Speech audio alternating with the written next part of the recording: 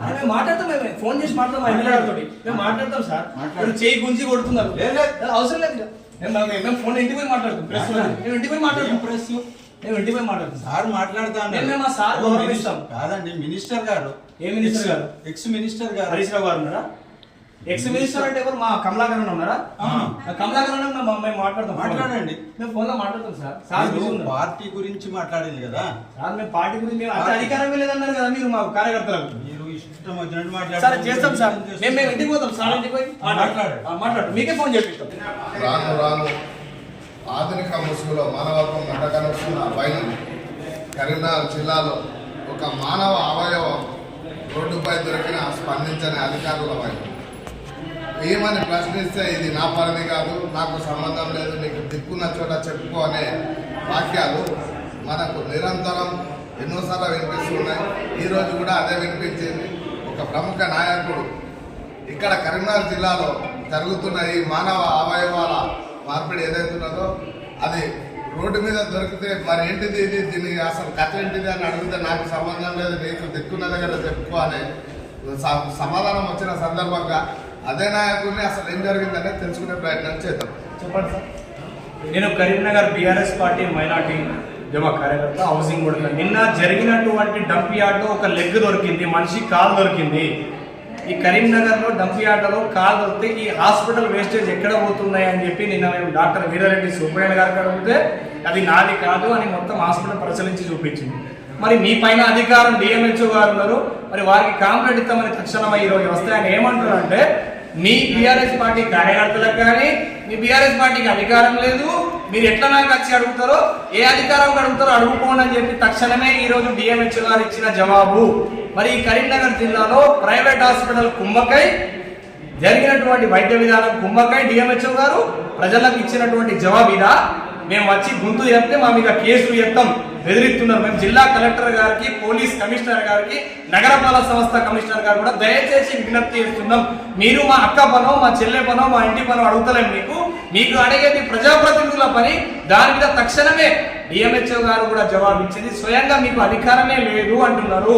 మరి ఇదేనా పరిపాలించినటువంటి కాంగ్రెస్ ప్రభుత్వం కానీ, కాంగ్రెస్ సంబంధించిన వైద్య విధాన దామోదర్ రాజనరసింహం కానీ ఇలాంటి ఆఫీసర్లను పెట్టి కరీంనగర్ జిల్లాలో మీరు ఇదేనా నడిపించేది? హాస్పిటల్లో డిఎంహెచ్ఓ గారు ఏమంటారంటే మీరు పోలీస్ దగ్గరకు పోయి అక్కడ రిప్రజెంటేటివ్స్ తీసుకొని మీరు తర్వాత నాకు ఇయ్యండి. మరి అప్పటిదాకా రేపు ఒకటి శవం దొరుకుతుంది డంప్ యార్డ్లో, అప్పుడు కూడా మీ దగ్గరకు వచ్చి జవాబు ఇస్తే అది నాకు పరిధిలో లేదంటారు. మరి గట్టుతున్న పిల్లలు ఉన్నటువంటి వేస్టేజ్, అక్కడ ఉన్న వేస్టేజ్ పోవడానికి దూరం అయితే ఇక్కడ దగ్గరలో ఉన్నటువంటి సర్జరీ హాస్పిటల్ చేసుకొని మీరు ఇక్కడనే కుంభకం చేస్తున్నారా? ఇలా కాలు దొరికితే మీకు మనిషి విలువ లేదా?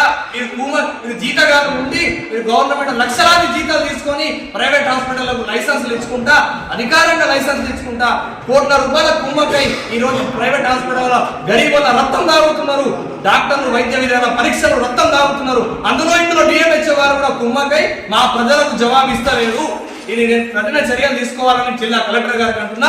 నేను ఎండి సైద్ కరీంనగర్ జిల్లా బీఆర్ఎస్ పార్టీ తప్పని పరిస్థితుల్లో నేను తప్పు చేసినట్టయితే మీ అధికారులు మా మీద కేసు పెట్టండి, అధికారులు తప్పు చేస్తే మేము మీ మీద నిర్ణయిస్తామని చెప్తున్నాం.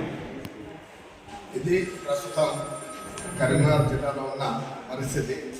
వాస్తవంగా మానవ అవయవాలు ఎంతో జాగ్రత్తగా, నేను భయపడాలి అధికారులకు, పోలీసులకు చెప్పుకుంటే చెప్పుకోరు.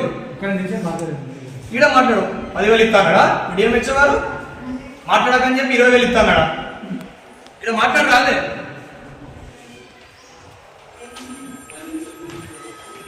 పక్కకి వచ్చి మాట్లాడే ముందు మీడియా ఉన్నది, మీడియా కూడా చెప్పు. మరి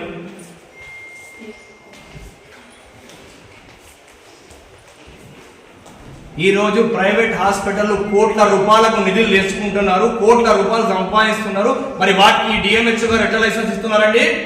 ఈ పర్యాది కాదా? ఈ లైసెన్స్ ఇచ్చేవారిగా మీ పర్యాది డిఎంహెచ్ఓ ఆఫీసు? ప్రజల కాలు దొరికితే మీ పర్యాది కాదా? శవం దొరికితే మీ పర్యాది కాదా? తలకాయ దొరికితే మీ పర్యాది కాదా? రేపు కట్టుకున్నటువంటి ప్రైవేట్ హాస్పిటల్ కోట్ల రూపాయలు తీసుకొని లైసెన్స్ ఇచ్చినా మీ పర్యాదా? మీరు ఇచ్చే పర్యాది ఇదేనా? మీ గ్రీన్ పెన్ పెట్టే సంతకం లైసెన్స్ లకేనా పరిమితం అయ్యేది? మీ లైసెన్స్ లకేనా? ఈ రోజు మీ పిఎస్సి సెంటర్లలో ఏం జరుగుతుంది మీకు తెలుసా?